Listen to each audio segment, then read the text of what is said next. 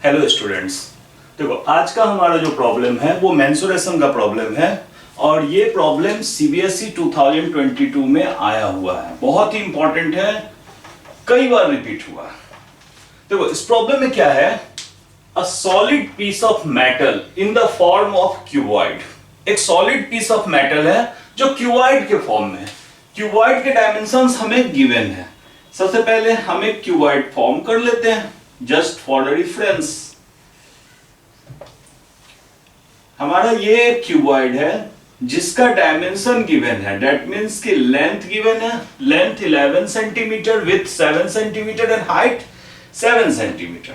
Length 11 centimetre, width जो है वो 7 सेंटीमीटर है और हमारा जो हाइट है वो भी 7 सेंटीमीटर। अब ये कहा जाता है कि इस क्यूबॉइड को मेल्ट किया गया, मेल्ट करके जो मटेरियल आया उसको कन्वर्ट कर दिया गया छोटे छोटे सॉलिड स्फीयर्स में। ठीक है, उस सॉलिड स्फीयर का जो रेडियस है वो सारे रेडियस जो है 7/2 सेंटीमीटर है। सारे जो सॉलिड स्फीयर्स है उसके रेडियस जो है वो 7/2 सेंटीमीटर है। हमें बताना है कि ऐसे कितने सॉलिड स्फीयर्स फॉर्म हुए। कह रहे हैं कि n number of solid spheres form किया गया। हमें बताना है कि what is the value of n। देखो सबसे पहली चीज, इसमें सारी चीजें जो है वो सारे फॉर्मूले वॉल्यूम की हैं। सबसे पहले क्यूबॉइड को हमने मेल्ट किया, तो पहले तो जिसको मेल्ट किया उसकी वॉल्यूम निकालो कि हमारे पास मटेरियल था कितना सेमी स्फीयर फॉर्म करने के लिए। तो वॉल्यूम ऑफ क्यूबॉइड ये क्या होता है, length multiplied width multiplied height. तो हमारे पास वॉल्यूम कितना आ जाएगा, लेंथ है 11 सेंटीमीटर, विड्थ है 7 सेंटीमीटर एंड हाइट जो है ये है 7 सेंटीमीटर। तो हमारी जो वॉल्यूम हो जाएगी क्यूबॉइड की, मटेरियल की, वो ये होगी। अब इसके बाद है कि हम कन्वर्ट इसको कर रहे हैं किसमें, हम इस पे कन्वर्ट कर रहे हैं स्फीयर्स में, स्मॉल स्फीयर्स में। तो अब हमारा स्फीयर का वॉल्यूम क्या होगा, वॉल्यूम ऑफ स्फीयर क्या होता है 4/3 पाई आर क्यूब। तो ये क्या होता है 4/3 पाई, रेडियस है 7/2 का क्यूब सेंटीमीटर क्यूब। अब देखो हमें ऐसे छोटे स्फीयर्स हमने बनाया जिसकी वॉल्यूम इतनी है और टोटल वॉल्यूम इतनी थी। तो इसका मतलब है कि जितने भी टोटल हमने छोटे स्फीयर्स बनाए उसकी वॉल्यूम और क्यूबॉइड की वॉल्यूम इक्वल होगी।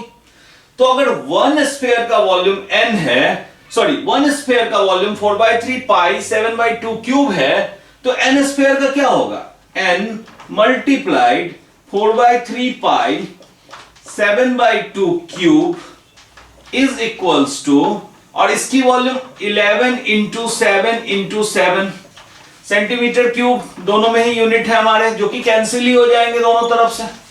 अब n की वैल्यू फाइंड करनी है, तो n क्या हो जाएगा 11 इंटू 7 डिवाइडेड बाई, अब देखो ये 4/3 है तो यहां आ जाएगा डिवाइड में 4/3 पाई, और ये 7/2 का क्यूब है तो 7/2 हम अपने कैलकुलेशंस बीच में नहीं परफॉर्म करते हैं। बीच में परफॉर्म करने में अगर आपने एक गलती यहां कर दी तो प्रॉब्लम आगे चेक ही नहीं होगी, सारे प्रॉब्लम ही गलत हो गए। तो लास्ट में करने का बेनिफिट ये होता है कि अगर कैलकुलेशन की मिस्टेक हुई तो सिर्फ हाफ मार्क्स कट जाते हैं, आपको पूरे मार्क्स मिल जाएंगे। और यहां आने पे हमारा कैलकुलेशन थोड़ा इजी भी हो रहा है। देखो 7 से 7 कैंसिल, 7 से 7 कैंसिल। अब हमारे पास 4 2 जा 4। अब बाकी जो चीजें बची उसको एक बार लिख लो, 11 डिवाइडेड बाई 1/3 पाई इंटू 7/2। अब इनको आप ठीक से करेक्ट फॉर्म में लिख लो, 11 अपॉन 1/3, पाई की वैल्यू भी लिख लो 22/7 इंटू 7/2। 7 से फिर 7 कैंसिल, 2 से 22 कैंसिल, ये 11। अब ध्यान से देखो क्या बचा, 11 अपॉन 1/3 इंटू 11, अगेन ये 11 भी कैंसिल। अब क्या बचा 1 अपॉन 1/3, 3 आपका रिवर्स चला जाएगा, मतलब हमारी n की वैल्यू क्या होगी 3। लास्ट तक ले जाने का यही बेनिफिट होता है कि ये एक फैक्टर्स के टर्म में होते हैं हमारा कैलकुलेशन काफी इजी हो जाता है और आपकी गलतियां होने के चांसेस बहुत ही कम रह जाते हैं। ठीक है, ये बहुत इंपॉर्टेंट प्रॉब्लम है, इसकी आप बार बार प्रैक्टिस करो और इस तरह से मेंसुरेशन के प्रॉब्लम हर बार आते हैं। नॉर्मली थर्ड क्वेश्चन वही होता है, इससे पीछे भी मैंने एक सॉल्व किया था, मैं कोशिश करूंगा कि मैक्सिमम आपके लिए सॉल्व कर दे। ओके।